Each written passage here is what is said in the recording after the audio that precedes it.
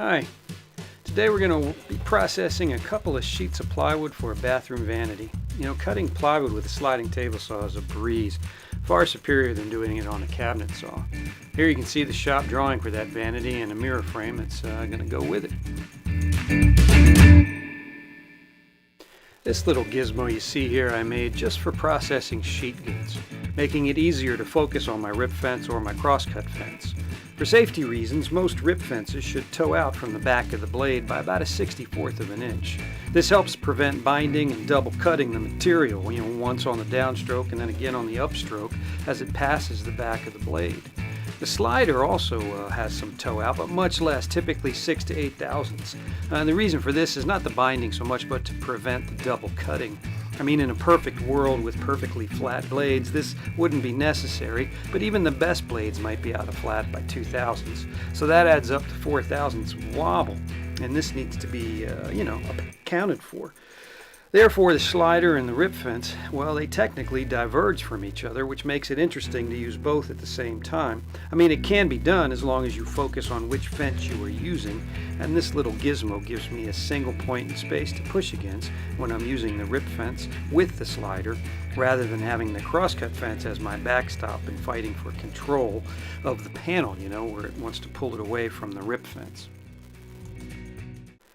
Without a slider, I used to get my first straight edge with a shop-made track and my handheld circular saw. Then I'd rip everything to width, and after I was all said and done with that, I'd spend another 5 minutes just setting up my crosscut sled for all the cross-cutting. With my slider, my first 2 cuts get me 2 straight edges and 1 square corner. And once I have that, well, I can go anywhere. I can either make another left turn and do my cross-cutting first, or, and I find this a little more efficient with less waste, I can have my rip fence preset and go right from my squaring cuts into my rips. This is especially efficient on larger jobs when you have maybe 10 sheets to go through. Working this way, as you just saw, I trim my 48-inch edge first, and then I turn left and trim the 98-inch next.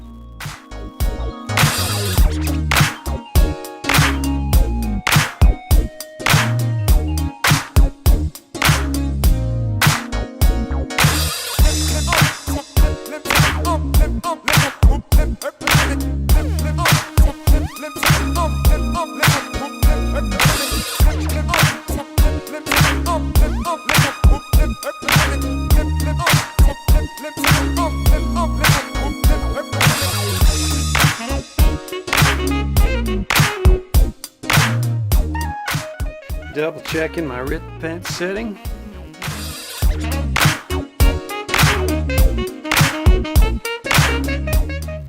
Just a second here, you'll see how I slide my little gizmo into place for this.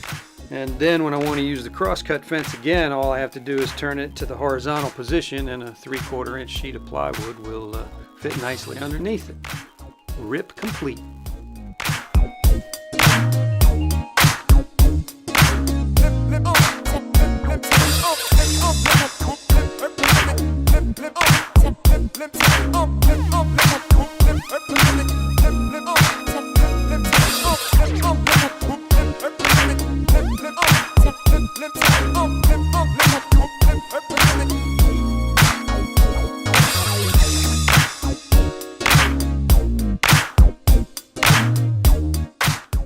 Now, it may look a little awkward to you at first coming from a conventional cabinet saw, but you see how I'm focusing on the rip fence here.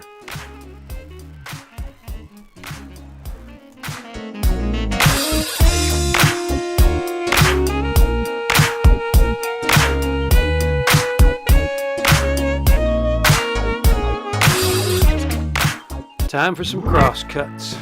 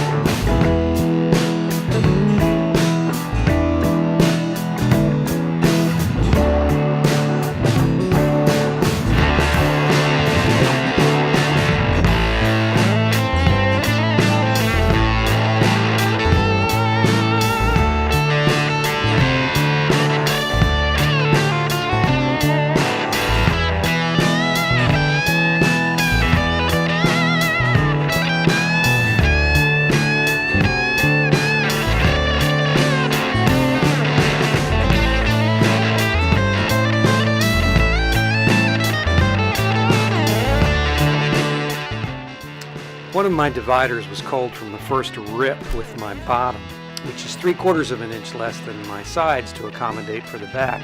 But the other was in with the rip that included the two sides, so here I'm taking 3/4 of an inch off that divider. And now that my sides, bottom, and dividers are taken care of, I'll move into all the pieces for the toe kick, cabinet stretchers, and drawer dividers. I like separate toe kick bases instead of notched bases. I find it's less wasteful, since I can get 6 base cabinet sides from one sheet versus 4 if I do notched sides. And it's less work when cutting parts too. I also find it's easier for installation, since it's simpler to level a base first than just add the cabinets one right after the other. I think it's much easier than trying to level each cabinet as you go. I mean, not a big deal really on a one cabinet job like this, but on a full kitchen, absolutely.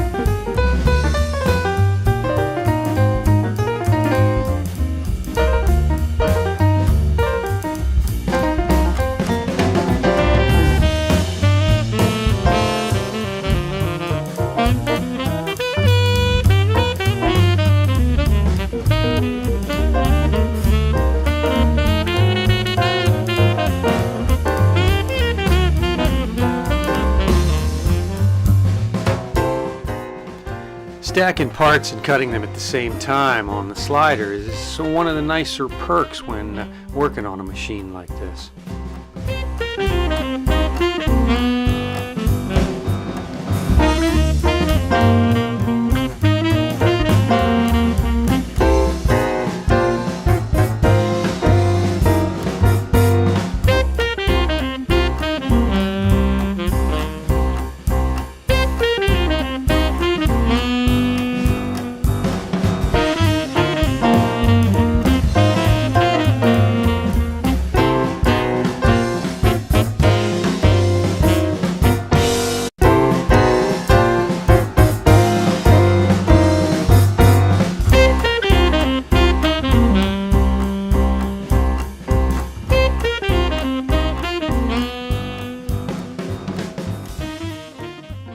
Unfortunately, I didn't have enough 3-inch nailer stock and a 1/2-inch width to work with, so I was forced to break into a new sheet of 1/2-inch plywood, but that gives you another chance to see the squaring cuts and then into a rip from a different angle.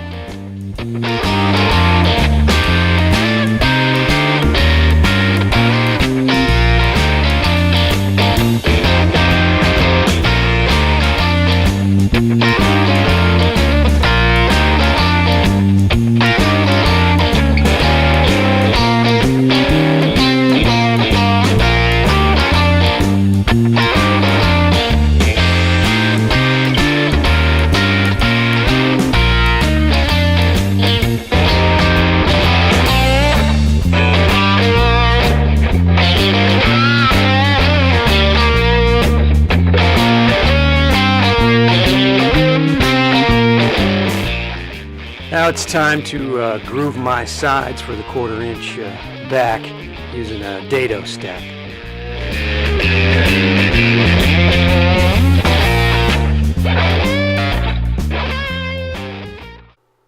Here you see my nice, clean, crisp parts staged and ready for assembly. Let's put them all together.